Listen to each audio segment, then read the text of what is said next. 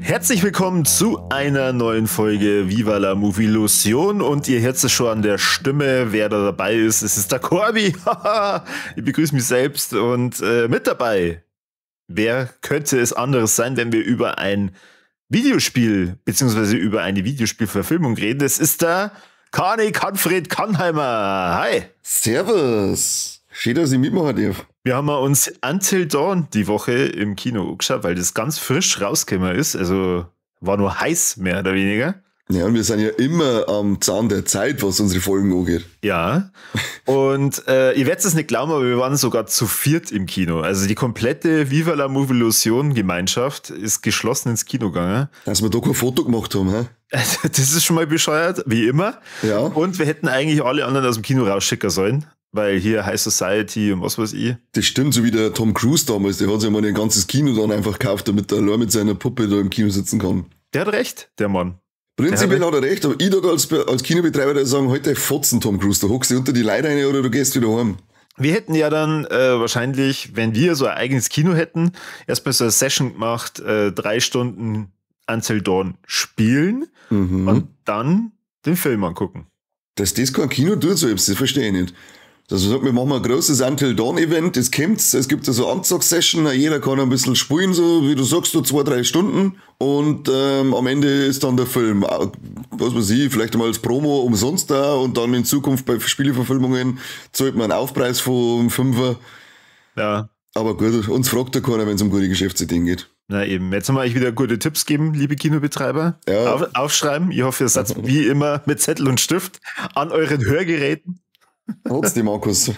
Und wer weiß, vielleicht haben wir uns speziell für diese Folge sogar die Mühe gemacht, um euch zu überraschen. Und daher würde ich euch ganz stark raten, hört die Folge aufmerksam bis zum Schluss und freut euch.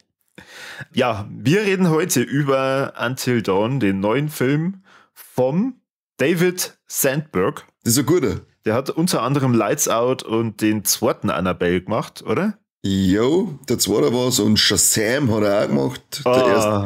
Der erste war noch gut, der zweite ist der, wo man dann sagt, oh, der war nämlich wirklich so, weil es bestimmt den einen oder anderen gibt, der weder das Spiel kennt, so wie ich, und auch nicht weiß, um was es in Until Dawn geht, erklärt euch jetzt der Kani die Rahmenhandlung. Ja, also bleiben wir mal kurz erst beim Film. Beim Film ist es so, dass wir eine Gruppe Freunde begleiten, die auf der Suche nach der Schwester von der Hauptdarstellerin ist, deren Namen ich jetzt gerade vergessen habe. Ella Rubin, die spielt die Clover.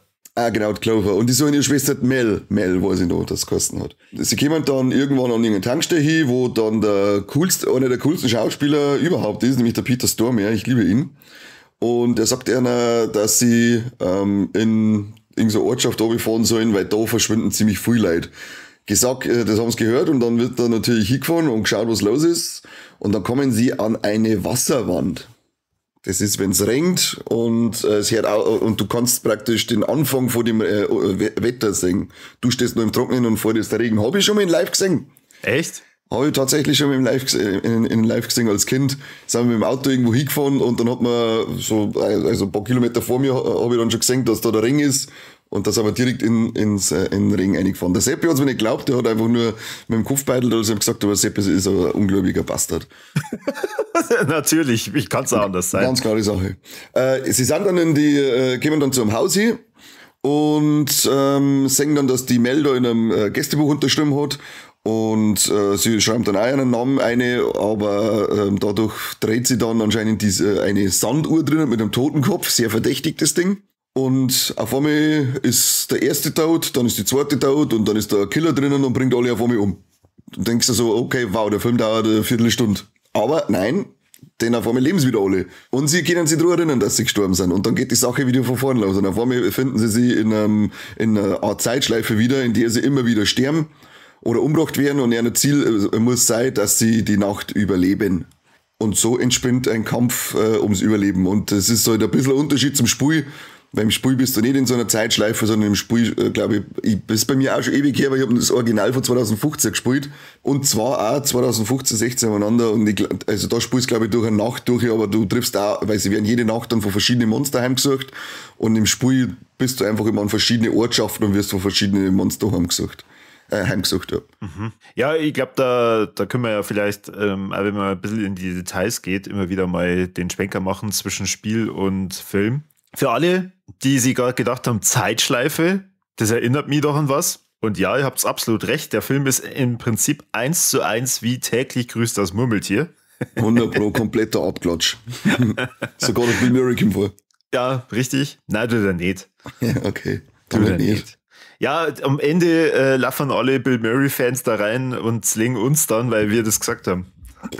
So, kommen. Genau, die suchen die Schwester. Und du hast ja jetzt gerade gesagt, sie können sich erinnern, aber das lässt ja irgendwann nach, weil sie merken, okay, sie haben jetzt da nicht unendlich viele Versuche, sondern anhand von diesen Büchern oder von dem einer Gästebuch stellen sie eben fest, okay, die haben alle 13 Mal maximal unterschrieben. Und dann endet das.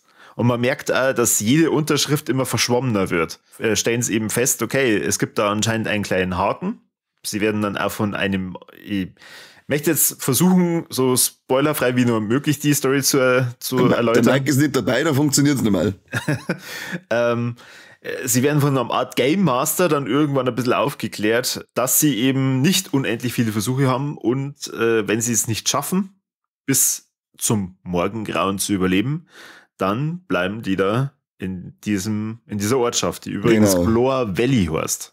Weil die Prämisse ist ja, überlebe die Nacht oder werde Teil von ihr. Ich habe das Spiel bisher noch kein einziges Mal gespielt, weil ich mich noch nicht getraut habe. Aber der Film hat mir unglaublich viel Bock drauf gemacht. Ich fand's super mit unserer Vierergruppe, weil sowohl der Mike als auch der Seppi, als auch du, habt ihr das Spiel schon mal gespielt und ich war praktisch der jungfräuliche Until Dawn-Zuschauer, der am Anfang sehr skeptisch war. Also mit dieser Tankstellen-Szene, das hat mich schon sehr an eigentlich jeden Slasher erinnert, der in Richtung Hütte im Wald geht. Und da habe ich mir dann schon gedacht, oh na, ob ich mich überhaupt mit den Charakteren irgendwie identifizieren kann oder die lieb gewinnen kann. Wie soll das Spaß machen, wenn die immer wieder in dieser Zeitschleife sind? Aber das Coole ist, es ist eben anders wie bei Täglich grüßt das Murmeltier. Bei Täglich grüßt das Murmeltier gibt es ja immer die gleichen Abläufe. Also im Endeffekt ist es so wie Speichern und Laden, was übrigens eine saugeile Superheldenfunktion wäre, wo immer die gleichen Abläufe sind. Das heißt, man weiß halt dann schon irgendwann, okay, was passiert jetzt, sondern in Until Dawn ist es jedes Mal anders.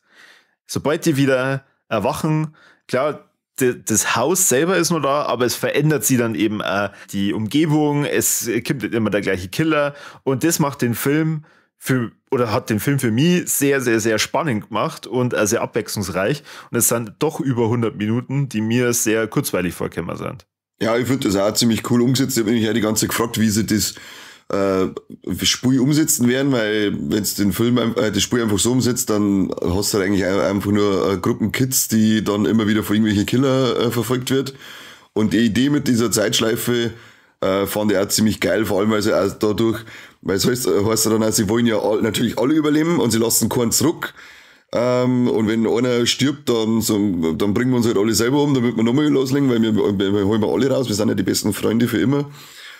Und dadurch haben sie, finde ich, die Idee geil mit umgesetzt. Bei Until Dawn im Spiel denkst du, oder die normalen denken sie vielleicht so, ich möchte alle überleben lassen, ich möchte alle durchbringen. Ein normaler möchte ja nicht, dass jemand stirbt.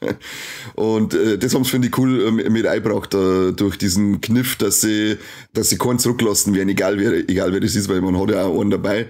Weil mit den Figuren hab ich ein bisschen meine Probleme gehabt zum Teil. Also ich fand eigentlich nur nicht die Clover, sondern der Lockerl-Kopf. Nina. Name. Wie? Nina, genau. Das ist eigentlich die einzige, mit die ich irgendwie mengen hab. Die alle anderen sind eigentlich ziemlich am Sack gegangen. Aber trotzdem sagt man, okay, es passt schon, schaut, dass alle durchkommt. Und so war es im Spiel für mich auch. Ich hätte es auch versucht, damals alle durchzubringen, habe es aber leider nicht ganz geschafft. Kannst du vielleicht nur ganz kurz die Spielmechanik erklären? Weil, so wie ich es verstanden habe, ist es ja jetzt nicht so, dass ich da jedes Mal frei rumlaufen kann, sondern ich muss mehr oder weniger wie immer für bestimmte Optionen entscheiden.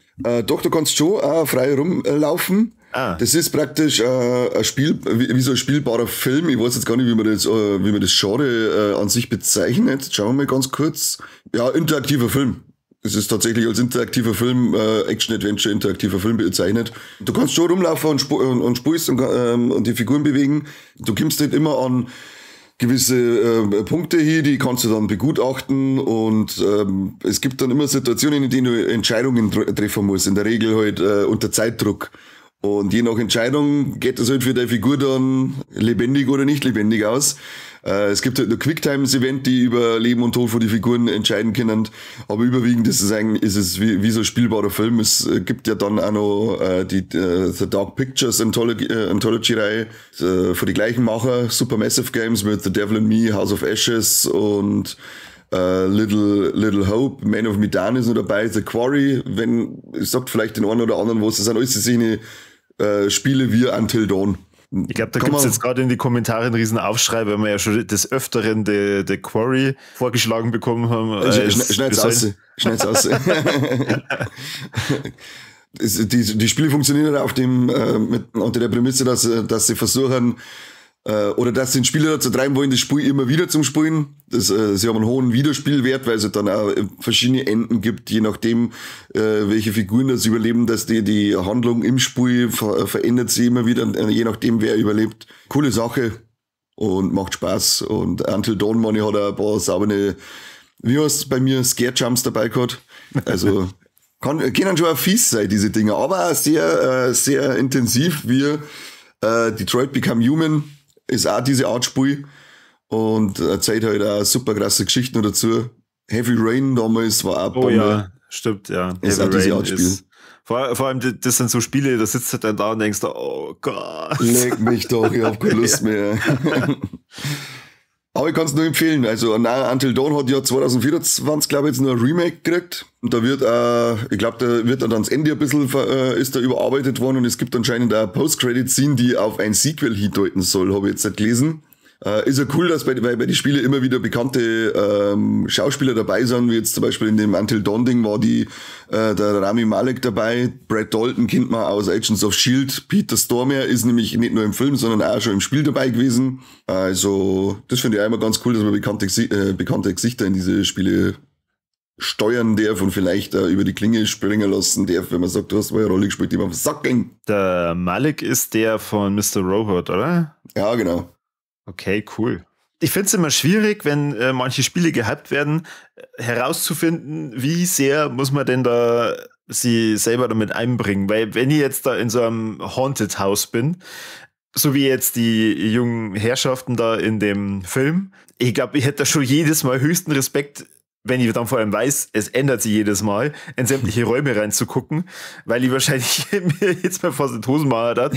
Und da, in dem Film, waren auch ein paar Szenen, also es gibt einmal so ein bisschen Montage, wo man mehrere kleinere Tode halt dann sieht, auch mit so einem Viech, das auf einmal halt dann, wo du erst nur das Gesicht siehst, und auf einmal wird das riesig und geht halt dann auf alle zu und erwischt halt dann alle. Ich glaube, im Spiel, da die halt da einfach sterben. Ja, also ich kann auf alle Fälle empfehlen, dass du das Spiel in einer völligen Dunkelheit spielst, Kopfhörer auf und Sound auf Anschlag und dann geht's ab hier. Nein, danke. Spielsetzer gefälligst, da kann man einen Stream machen. Ja, das ist eher sowas für Sonntagvormittag bei offenem Licht. Ja, ist ganz gut. Mit Frau und Kind und Hund auf der Couch, genau, die wir sich mit dir unterhalten. Ohne Ton. So, da ist auch spielen, ja. Ich fand's auch cool, dass sie dann, wie sie dann im Film, weil du sagst, ja, ich hätte nämlich auch riesen Respekt davor, dass ich dann in jeden Raum reinschaue, wenn mir das echt passiert hat. Die coolste Idee, was sie ihm dann gehabt haben, ja, jetzt sperren wir uns einfach im Bad ein und da haben wir nix und sitzen wir die Nacht aus. Ich dachte, ja, genau, so, das da ich auch mal versuchen. Spoilerwarnung, es funktioniert nicht. Oh na, Leute. Aber das war unter anderem halt auch sowas, wenn ich mir gedacht habe, okay, das ist jetzt mal richtig, richtig geil. Das sowieso voll. noch nie gesehen. Und allgemein die ganzen Monster, die halt da vorkommen, weil du hast ja jetzt vorhin von dem einer Mörder gesagt, also der unheimliche Maskenmann ist das für mich. Ja, also, er ist ein Jason-Verschnitt. Genau, also ihr habt da auf jeden Fall eine sehr bunte Mischung aus diversen Viechern und Monstern, unter anderem Zombie-ähnlichen Viechern, die glaube ich aber eher Wendigos waren. Ja. Und wie wir wissen, jeder Film, der einen richtigen Wendigo einbaut und dann auch noch sorgt, ist ein guter Film. Das stimmt, ja. Es hat Supernatural hat's vorgelebt. Genau. Und seitdem ist es ein Zeichen für Qualität. Richtig. Weil ich weiß nicht, ob du dich schon ein bisschen schlau gemacht hast, wie so allgemein die Kritiken lauten, ja, das war, seitdem der Film raus ist. Ja, das war nämlich recht cool, weil als wir losgefahren sind, hat der Sepp, ich habe nur die IGN-Bewertung gesehen und es waren 5 von 10 und dann haben wir gedacht, oh, das wäre gar nicht gut, wenn IGN, eine der wohlwollendsten Bewertungsplattformen ever, sag ich jetzt einmal, gerade Mittelmaß dem Film gibt und dann ist der Sepp gekommen und gesagt, er hat einiges gehört und es ist sehr, sehr unterdurchschnittlich bewertet. Und ja, dann schaut man sich den Film an und ich denke mir so, warum? Der Film macht doch nur Spaß. Natürlich ist es jetzt keine Perle oder sonst irgendwas, aber es ist ein absolut spaßiger Film, der von Anfang bis Ende bei Laune hält, der dir ein bisschen mitfiebern lässt, wie die Geschichte ausgeht. Das ist halt auch nicht von vornherein klar, ob sie es Mail finden oder ob sie es nicht finden, wo es hinter der ganzen Sache steckt, warum das so ist. Ich fand das alles in sich ganz schön erzählt. Was halt auch noch für mich natürlich dann als Splatter- und Horror-Fan zugute kommt, das sind handgemachte Effekte. Also, und die sind für einen 16er sind die ja ganz schön saftig gewesen, muss ich sagen. Also, hat mich echt gewundert, dass er so blödig dann wird. Der ist ab 16 der Film. Ja. Alter Schwede. Okay. Das hat echt richtig, richtig krasse Effekte mit dabei. Ja, ich hab's mir auch gedacht. Also, für einen 16er, wow, holla die Waldfee. Aber anscheinend kann man der heutigen Jugend ein bisschen mehr zutrauen als uns damals. Offenbar.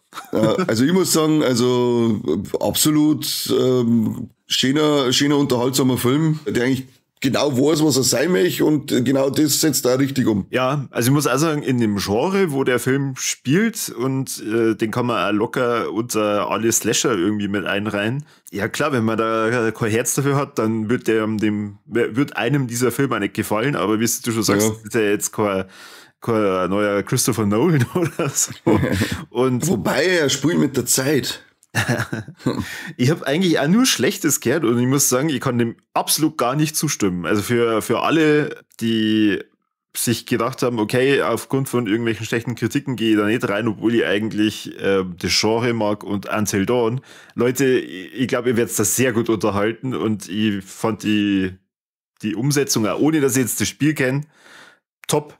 Ich war super unterhalten. Ja, also qualitativ sehr hoch, also er schaut halt auch super aus. Egal, ob das jetzt die Monster sind, ob das die Effekte sind. Selbst wenn irgendwo ein CGI mit drinnen gewesen wäre, was ein ziemlich sicher der Fall sein wird, ist nie so störend drüber gekommen. Also der ist auch handwerklich sehr gut gemacht. Das Einzige, was ich dem Film halt dann auch kreiden darf, sind die Figuren. Die fand ich nicht gut. Die haben mich überwiegend genervt. Die haben sich oft einmal ja irgendwie ein bisschen dumm verhalten. Aber das ist dann, ja, es ist aber auch irgendwie okay für diese Art Film. Die Figuren sind meistens dumm in Slasher. Die sind ja eigentlich nur als Kanonenfutter da. Und es ist halt dann auch schön, dass du das immer wieder beim Sterben beobachten kannst. Ich fand die jetzt schon intelligenter wie in Scream. Das schon? Keine Ahnung, ich fand das eigentlich größtenteils nachvollziehbar. Ja, wir haben uns halt da überwiegend dann, wie gesagt, halt auch genervt, weil dann der eine, der Ex-Lover-Boy von der Clover, der ist mir die ganze Zeit schon auf die Nerven gegangen. Und dann die Henna, hat's Henna geheißen, die asiatisch, Megan, sag ja. Ja. Sie mit dem Zeug, was sie die ganze Zeit spürt am Anfang schon und jetzt machen wir noch unseren Betkreis und ja, aber ich dachte, das nervt's mir einfach. Ich weiß, mir haben die Figuren überwiegend irgendwie genervt. Ist aber auch nicht schlimm in so einem Film, weil ja, dann freue ich mich umso mehr, wenn es draufgingen und in dem Film habe ich es halt immer wieder drauf gesehen dürfen. Also alles richtig gemacht. Ja, also das ist ja auch was ich ganz oft in den Kritiken dann gehört habe, wo ich mir gedacht habe, das interessiert doch keinen. Also ich muss doch jetzt nicht irgendwie Best Friend mit jedem Charakter da drin werden, weil die innerhalb von 5 Minuten sterben. Ja. Und sehr oft. Ja, genau. Das ist, finde ich, halt oft bei Szenefilmen. Natürlich ist es cool, wenn man richtig schick geschriebene Charaktere hat, denen man sich vielleicht auch irgendwie identifizieren kann, aber ich brauch das nicht immer, und vor allem bei Until Dawn sind es halt wirklich reines Kanonenfutter, die immer wieder draufgängern, mit denen muss ich mich nicht unbedingt identifizieren, weil du kannst ja irgendwann sowieso nicht mehr mit denen leiden oder fiebern, weil es ja dann irgendwann so überzogen ist, die ganze Sache, dass du es ja eh nicht richtig für voll nehmen kannst. Darum ist es jetzt nicht schlimm, dass die Figuren hier nicht bis ins kleinste Detail perfekt ausgearbeitet worden sind, damit man jede Situation und jede Entscheidung und jeden Satz 100% nachfühlen kann. Ja. Was ich finde, was man schon auch erwähnen kann, ist, dass der Film größtenteils in Budapest gedreht worden ist, beziehungsweise produziert worden ist, was einem erst auffällt, wenn die Credits kämmern. Also, ich habe ja nachgeschaut, der Film hat insgesamt ein Budget gehabt von 15 Millionen.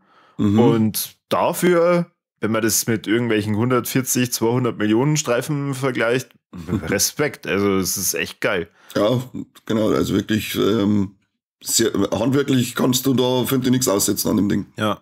Das ist Gott sei Dank nicht so viel Wackelkamera dabei. Die haben wir eigentlich, glaube ich, gerade einmal so richtig dann am Ende, wo sie dann wirklich laufen. Da war, glaube ich, ich bin einfach kein Fan von Wackelkameras, mir nervt das, sondern überwiegend schöne Kameraarbeit, dass man wirklich was sieht, was da passiert. Und das ist ja wichtig, weil die Effekte möchte ich mal sehen. Und auch die Monster möchte ich mal sehen, weil die auch wirklich sehr geil ausschauen. Das sind geile Masken. Wie hast du vorher genannt, ein Killermann?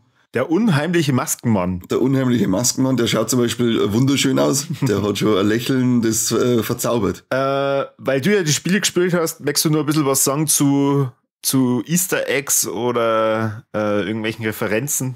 Dafür habe ich zwingend Erinnerung an das Spiel, dass ich da wirklich noch Easter Eggs raussuchen oder raussehen hätte können, weil ich nur mal so viel Erinnerung an das Spiel habe. Ich weiß nicht nur, dass dann diese Schlussszene, die verweist eigentlich eher so auf den Anfang vom Spiel, wenn man dann das Auto noch an diese Schneehütte hinfahren sieht. Und ein Easter Egg was aber ich glaube, der Mike hat das gesehen, oder der Seppi, das weiß ich jetzt nicht mehr, als wir draußen gestanden sind nach dem Film. Einer von den beiden hat das auf alle Fälle gesehen, dass dann es sind ja immer so Patientenakten dann da. Das ist an sich ein cooles Easter Egg ans Spiel, weil das Spiel erstellt ja mehr oder weniger so eine Art psychisches Profil von dir und legt eine Akte an, und du hast ja dann auch immer so Akten von den Figuren im Spiel.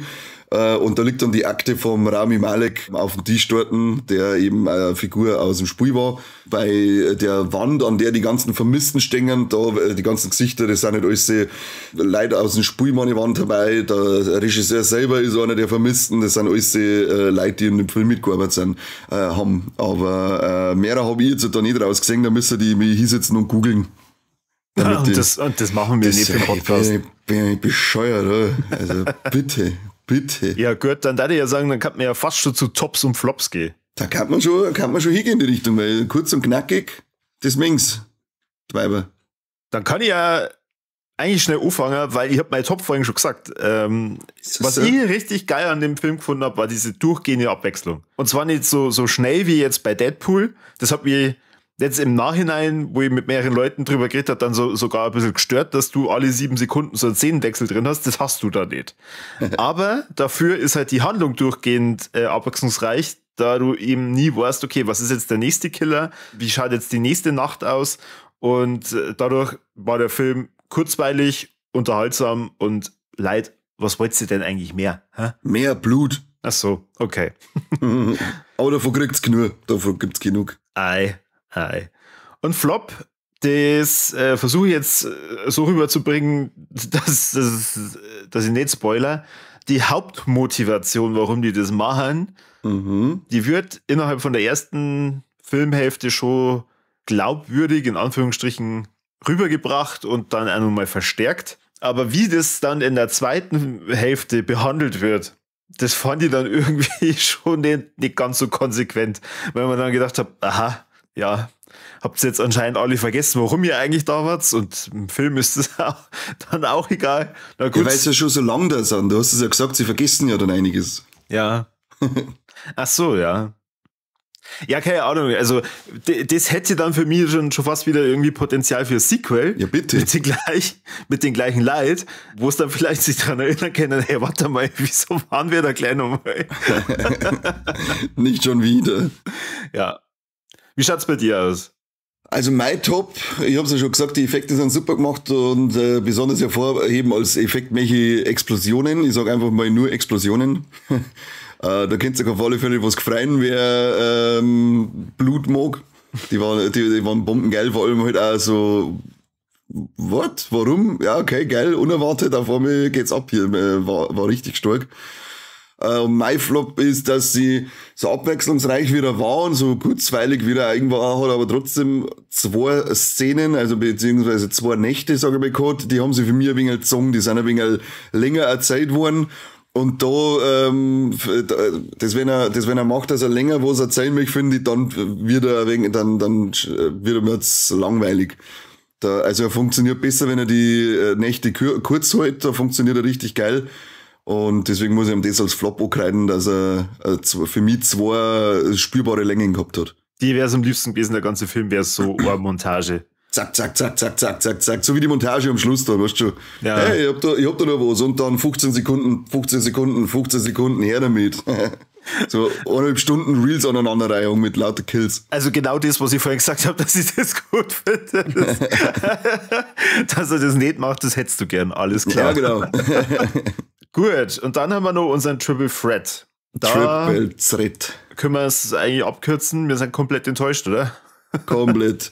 Keine Tittchen, keine Trompetchen und keine toten Tierchen. Gar nix. Nee. Gar nie nicht was hier. Richtig.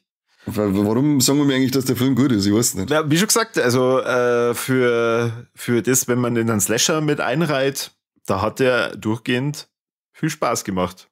Das stimmt, ja. Ausnahmsweise lassen wir ihn durchgehen als guten Film, auch wenn das Viva la Movie-Zertifikat Triple Threat nicht erfüllt wird. Ei.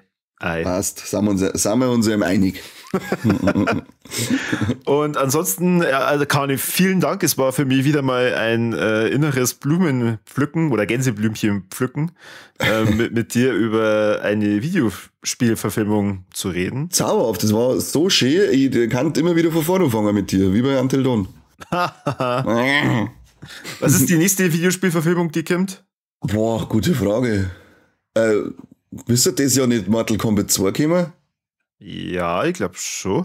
Ich glaube auch. Ansonsten habe ich jetzt ehrlich gesagt gar nicht auf dem Schirm, ob das Jahr noch irgendwie eine großartige Videospielverfilmung ansteht. Aber ansonsten, ihr könnt ja eigentlich momentan jede Woche mit einer neuen Folge The Last of Us beglücken lassen. Ei. Hast du schon reingeschaut? Na. Ja. Hast du Tränen vergossen? Okay, gut, ich will es gar nicht wissen. Und genau, schreibt es in die Kommentare, was ihr zu Until Dawn sagt, weil ich finde das ganz blöd eigentlich, dass da so voll negative Kritiken kämen. Weil man immer denkt, Leute, was habt ihr für Maßstäbe? Also man kann jetzt sämtliche Genres und sämtliche Filme immer in eine Reihe stellen. Das Ding immer auf. Was mit euch? Lasst mal die Kirche im Dorf. Der Film macht genau das, was er machen möchte, und das macht er sehr gut und unterhaltsam in meinen Augen. Stell dir mal vor, es hat nur Filme geben, die einem jetzt mal das Hirn wegblasen. Ja, genau. Nur noch Horrorfilme auf Hereditary-Niveau. Oh, fuck. Es gibt nur noch krasse Horror-Dramen, aber es gibt keine kurzweiligen, spaßigen, blutigen Hammeln mehr. Also seid froh, dass da wieder mal so eine unterhaltsame Verfilmung rausgekommen ist, und geht's ins Kino, schaut sich das Ding an, das ist geil. Da die auch sagen. Kauft euch das Spiel, das ist auch geil. Da werde ich jetzt als nächstes reinschauen. Schaut's uns vielleicht zu, sollte man es schaffen, dass wir es jemals streamen. Yes. Genau, dann sage ich vielen Dank fürs Zuhören und bis zum nächsten Mal beim besten Podcast der Welt. Nicht von dem komischen Valley, wo die waren. Du kannst da nichts merken, Glor Valley heißt das Ding. Glor Valley, ja, sag ich doch, komisches Valley. Glor steht ja für komisch. Glor heißt komisch. Kannst du Englisch nicht. Der beste bayerische Glor Valley Podcast, den es gibt. Podcast.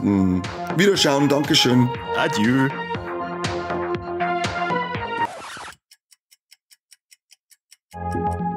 Viva la Movie Lucion. Servus und habe dere. Wie meine Kollegen wahrscheinlich schon angekündigt haben, gibt es jetzt von mir auch noch ein bisschen einen Senft zu Until Dawn, weil es hat wieder mal einfach diese wunderbaren Kinoabende gegeben, wo Viva la Movilusion mit geballter Power im Kino vertreten war, um sich Until Dawn anzuschauen. Die Stimmung war bei mir anfangs ein bisschen getrübt, weil der Seppi gleich gesagt hat, ja, den Film, den zerreißen sie gerade schon wieder überall und hin und her und denken, verdammte Scheiße, haben wir uns schon wieder den falschen Film ausgesucht. Das heißt schon wieder, aber wir hätten uns ja Blood and Sinners anschauen können, der momentan auch total durch die Decke geht, bewertungstechnisch. Und wir schauen wir uns wieder mal eine misslungene Spieleverfilmung an. Aber weit gefehlt, mir hätte ich behaupten, weil durchweg, wenn man so sie umgekehrt hat bei den Leuten oder auch bei uns 4 vor allem, war die Stimmung nach dem Film sehr positiv. Ich muss auch sagen, der Anfang war noch ein bisschen so, ja, herkömmlich. Das war einfach so ein Cold Opener am Anfang. Der Frau, die vor etwas flüchtet und dann vor etwas umgebracht wird, ganz unspektakulär und offscreen. Und dann habe ich schon gedacht, witzig, das wird wieder so ein PG-13 Teenie-Horrorfilm sein, der sich nichts traut und auf Nummer sicher geht. Dabei war das aber weit gefehlt dann. Also die Story kommt hübsch schnell in Fahrt, dass die Jugendlichen quasi in diese Hütte kommen, weil sie eigentlich die Schwester von unserer Hauptperson suchen. Ja, es wird dann hübsch schnell klar, dass sie quasi die Nacht oder diese Zeitspanne immer wieder erleben werden und immer wieder gegen was anderes antreten müssen, beziehungsweise sie immer wieder was anderes überlegen müssen, wie es jetzt dem Tod im Endeffekt entrinnen können. Man muss sagen, ich habe das war noch zu der Zeit, wo ich noch wirklich aktiv Videospiele gespielt habe. Da habe ich dieses Until Dawn gleich zum Release für die Playstation gekriegt und habe es auch gleich gespielt mit meiner Freundin, jetzt als Frau. Und wir waren beide begeistert. Das ist wie so ein Film, ein interaktiver Film, hauptsächlich in dem man für Entscheidungen treffen muss, die dann über den weiteren Verlauf vom Spiel entscheiden werden. Und das war extrem kurzweilig, hat brutal viel Spaß gemacht und war ziemlich blutig teilweise und hat ein paar nette Twists gehabt mit einem richtig coolen Finale. Ja, ich war dann auch gespannt, wie sie diese Spielmechanik dann in dem Film umsetzen werden. Ja, weil das, wie gesagt, diese Entscheidungen treffen und so, das kann man vielleicht bei Netflix machen mit Bandersnatch oder sowas in der Richtung. Aber in einem Kinofilm haben wir schon gedacht, wir werden das wohl umsetzen. Dann hat man natürlich so Sachen durch den Kopf gestoßen wie, ja, vielleicht lassen sie das ganz einfach weg und es wird einfach nur so ein Cabin in the Woods Klon. Aber wie gesagt, weit gefehlt die Geschichte mit dieser Sanduhr, die abläuft und dann sie nach dem Ablauf dann das Ganze wiederholt, fand ich ziemlich cool. Sie können dann eben auf das auch wieder eine Entscheidungen überdenken, andere Entscheidungen treffen, wie natürlich auch Fehler machen, gehört natürlich auch dazu. Und sie treten dann auch immer wieder verschiedenste Kreaturen oder einfach nur Slasher-Killer oder Besessene, also irgendeinem Geist oder sowas gegenüber. Und das fand ich brutal abwechslungsreich. Also dieses täglich grüßt das Murmeltier-Prinzip nutzt sie meiner Meinung nach sehr oft in bestimmte Filme schnell ab und dass man die bestimmten Szenen, bis sie dann, wo es ändert, im Vergleich zum vorherigen Szenario, wie jetzt bei Happy Death Day, Entschuldigung, sowas, wo man dann immer wieder dieselben Sachen sagt und sagst, ja, jetzt hätte ich schon gesehen und das spart sich der Film komplett und der Reset setzt immer dann ein, in dem Moment, wo sie bei einer auch was ändert. Oder in der Geschichte sich was ändert. Und das fand ich sehr kurzweilig, hat sehr wenig Wiederholungen drin gehabt, eben auch, wie gesagt, die verschiedenen Szenarien. Am Anfang fangen sie an, dass dieses Haus allein im Wald steht und mit fortschreitender Laufzeit sieht man ja, dass die Häuser mehr werden und gibt natürlich auch weitere Möglichkeiten, wie man sie in der Welt aufhalten kann oder was man alles in Anführungszeichen erleben kann oder über sich erleiden gehen lassen muss.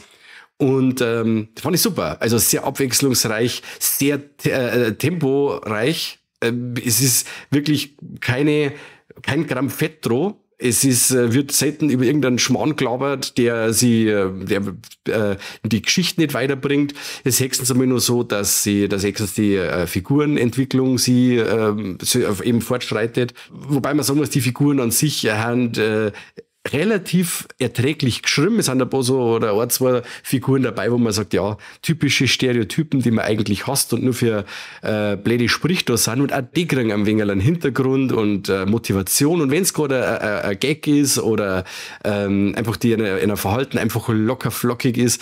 Also man war jetzt wirklich keine Figur dabei, wo ich gesagt hätte, der habe ich das jetzt vergönnt, das stirbt. Und so waren wir eigentlich immer am Mitfiebern, wer jetzt da als nächstes wie draufgehen wird. Und so viel sei verraten. Also die Figuren werden ganz schön oft, ganz schön brutal draufgehen. Und die 16er Freigabe hat mich da bei dem Ganzen ein bisschen gewundert. Wie gesagt, ich war zuerst auf so ein PG-13 oder eine Freigabe ab 12 Horrorfilm irgendwie eingestellt nach diesem Anfang. Das wird aber dann ganz schnell klar, dass das hübsch ans Eingemachte geht. Und das auch mit handgemachten Effekte. Das fand ich super cool, dass eben die Masken vor die Monster als auch die Splatter-Szenen auf CGI verzichtet worden ist, bis wahrscheinlich irgendwelche Kleinigkeiten, die man jetzt im Endeffekt im fertigen Film nicht mehr so sieht, weil eben das Praktische im Vordergrund steht, verleiht dem Ganzen eine ordentliche Härte, wobei der Film halt nicht zum Gore-Fest wird. Also ja, der hat schöne Splatter-Einlagen und es gibt da ein paar richtig coole Explosionen oder so, die wirklich alle auch handgemacht sind. Absolut viele Pluspunkte für das Ganze. Echt toll, kurzweilig, blutig, auch teilweise ein bisschen lustig. Wir haben auch ein paar wunderbare Auftritte von Pete Stormare, der den Lucifer gespielt hat in Konstantin. Den sehe ich immer wieder gern und der in diesem Film ein wenig einen ambivalenten Charakter spielt, sage ich jetzt einmal.